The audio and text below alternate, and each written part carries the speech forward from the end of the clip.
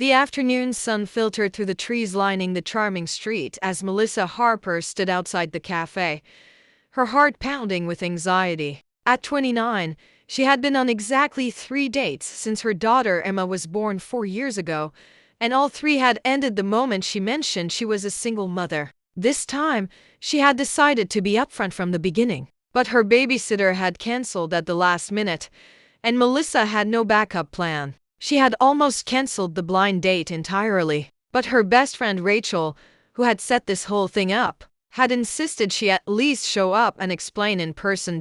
So here she stood in her simple white shirt and brown skirt, holding the hand of her 4-year-old daughter, who wore her favorite yellow floral dress. Emma looked up at her with curious eyes. "Mommy, why are you nervous? Your hand is all sweaty."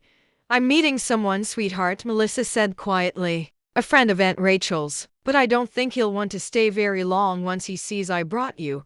"Why wouldn't he want to stay?" Emma asked with the innocent confusion of childhood. "I'm good. I'll be really quiet." Melissa's heart broke a little. "You're good, baby. The best." "Some people just don't like kids very much, especially on first meetings." She spotted him then, standing outside the cafe exactly as Rachel had described, tall, dark-haired, wearing a perfectly tailored gray suit that probably cost more than Melissa made in 3 months. Even from a distance, she could tell he was handsome, successful, completely out of her league. This was James Richardson, the man Rachel had been raving about for weeks. CEO of Richardson Industries, heir to a family fortune, but supposedly kind and genuine despite his wealth. Rachel had promised he was different from other wealthy men, that he valued character over status. But Melissa knew from experience that different often meant the same once a child entered the picture. She took a deep breath and walked toward him, Emma skipping beside her, oblivious to her mother's dread. James looked up as they approached, and Melissa saw the surprise flicker across his face. "Mr. Richardson," Melissa said, her voice steadier than she felt. "I'm Melissa Harper. I'm so sorry, but my babysitter cancelled at the last minute, and I had no one to watch my daughter. I completely understand if you'd prefer to reschedule or cancel altogether." James looked from Melissa to Emma, and Melissa braced herself for the polite dismissal. The carefully worded excuse, the quick escape she had seen so many times before. Instead, James crouched down to Emma's eye level, his expensive suit touching the sidewalk without hesitation. "Hello," he said warmly. "What's your name?" Emma, who was usually shy with strangers, smiled at him. "I'm Emma. I'm 4 years old." "I like your tie. It has little dots on it." "Thank you," James said seriously, examining his tie as if seeing it for the first time. "I like your dress. Those are very cheerful flowers." "They're sunflowers," Emma said proudly. "My mommy says they're happy flowers because they follow the sun." "Your mommy is very wise," James said, then stood and looked at Melissa with a warmth that made her breath catch. "I'm glad you came, and I'm glad you brought Emma. Would you both like to have lunch with me? I know a place just down the street that has the best grilled cheese sandwiches, if that sounds good to a 4-year-old. I love grilled cheese," Emma said enthusiastically. Melissa stared at him, waiting for the other shoe to drop. "You don't mind that she's here?" "Why would I mind?" James asked, and he sounded genuinely confused. "She's part of you. You're a mother. That's not something separate from who you are, it's integral to who you are. How could I get to know you without including that?" Melissa felt tears prick her eyes. "No one has ever said anything like that to me before. Most men don't see it that way. Most men are idiots," James said matter-of-factly, then offered his hand to Emma. "Shall we go find those grilled cheese sandwiches?" Emma took his hand without hesitation, then reached for Melissa's, and they walked down the sun-dappled street together, looking for all the world like a family that had known each other for years rather than minutes. At tea lunch, James treated Emma with the same respect and attention he gave Melissa, asking her questions about her favorite colors and stuffed animals, listening to her rambling stories about preschool with genuine interest. When Emma accidentally knocked over her water glass, James calmly helped clean it up, assuring her that accidents happen to everyone. "You're really good with her," Melissa said quietly while Emma was absorbed in coloring the kids' menu the restaurant had provided. "I'll like children," James said simply. "They're honest and funny, and they remind adults what actually matters. Why wouldn't I enjoy her company?" "Most people see children as obstacles," Melissa admitted, "especially on dates. I've had men tell me I should have mentioned I had a kid before we met, as if she's something to be ashamed of or hidden away." James's expression hardened. "Those men don't deserve you or Emma. Your daughter is incredible. And the fact that you're raising her while working and clearly doing an amazing job says everything I need to know about your character." "How do you know I'm doing an amazing job?" Melissa asked. "You just met us."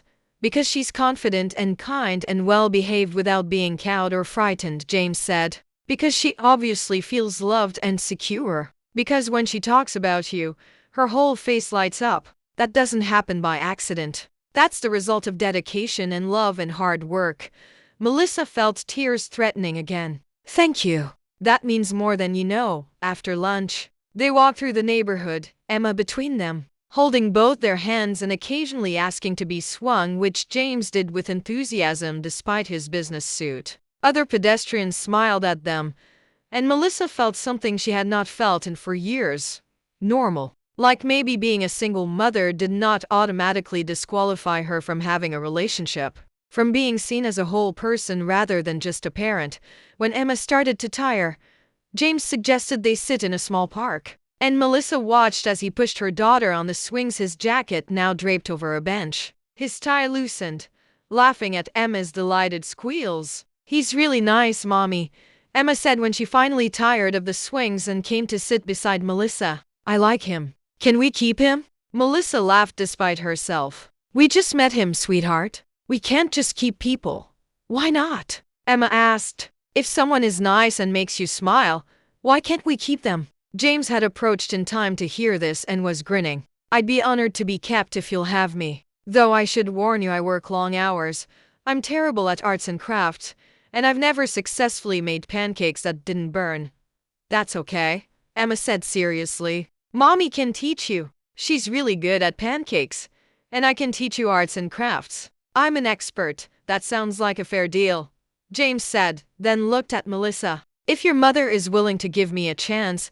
Melissa looked at this man in his expensive suit who had spent the afternoon pushing her daughter on swings, who had called Emma an integral part of who Melissa was, who had not flinched or made excuses or treated her child like an inconvenience. "Yes," she said softly, "I'm willing to give you a chance." Over the following months, James became a constant presence in their lives. He showed up at Emma's preschool performances, took them to the zoo on weekends, and learned to make passable pancakes under Melissa's patient instruction. He never made Melissa feel like she had to choose between him and her daughter, never complained about canceled dates when Emma was sick, never suggested that their relationship would be easier without a child in the picture. Emma adored him and James clearly adored her back. Melissa would find them having serious conversations about dinosaurs and fairy tales, would catch James letting Emma paint his nails or style his hair, would see him carry her sleeping form from the car to bed with the tenderness of someone who genuinely loved her. But it was not just about Emma. James saw Melissa, too, not just as a mother, but as a woman with dreams and fears and a life beyond parenting. He encouraged her to finish her college degree, offered to help with childcare so she could study, and celebrated her achievements with the same enthusiasm he brought to Emma's preschool accomplishments. "I was terrified the day my babysitter canceled," Melissa told him 6 months into their relationship as they sat together watching Emma play in the park. "I thought bringing her would ruin everything, that you'd take one look at us and find an excuse to leave." "I almost didn't come at all," James admitted. "I'd been on so many blind dates with women who were only interested in my money, who saw me as a bank account rather than a person. I was ready to cancel until Rachel convinced me you were different." He took Melissa's hand. "But the moment I saw you standing there with Emma, trying to be brave even though you were clearly terrified, protecting your daughter even though you thought it would cost you a chance at happiness, I knew Rachel was right. You were exactly what I'd been looking for. I just didn't know it included a 4-year-old girl who would steal my heart completely."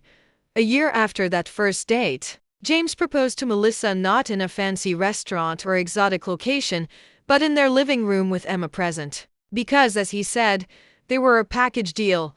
and Emma deserved to be part of this moment. He got down on one knee in front of both of them. Melissa, you've taught me that love isn't about finding someone perfect. It's about finding someone whose imperfections fit perfectly with yours. You've shown me that family isn't always about biology, it's about choice, commitment, and showing up every day. And Emma, you've taught me that the best things in life often come in small packages with loud voices and strong opinions about which cartoon character is superior.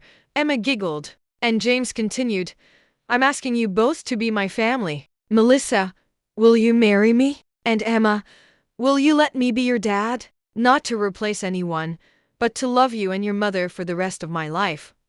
Yes, Emma shouted, throwing herself at James with such enthusiasm they both tumbled over. Yes, Melissa said through happy tears, joining them on the floor in a tangle of arms and laughter and love.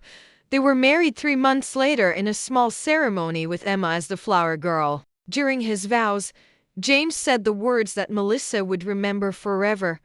I'm not marrying you despite being a mother. I'm marrying you because of who you are, which includes being an incredible mother to an incredible daughter. She's part of you, and I love every part of you. Years later, when people asked James what made him fall in love with Melissa, he always said the same thing.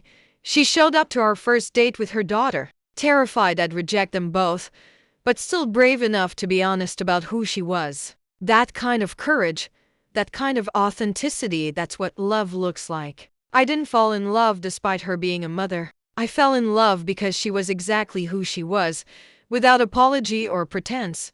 Sometimes the moments we fear will ruin everything turn out to be the moments that reveal what we needed all along. And sometimes, the person who loves us best is the one who sees our complications not as obstacles but as essential parts of who we are, worthy of love precisely because they make us whole. If this story touched your heart, please like, share, and subscribe to your channel name here for more tales of authentic love, accepting people completely, and discovering that the right person never makes you choose between who you are and who they need you to be. Comment below and share about a time when being your authentic self led to unexpected acceptance, or when someone loved all of you, including the parts you thought were too complicated.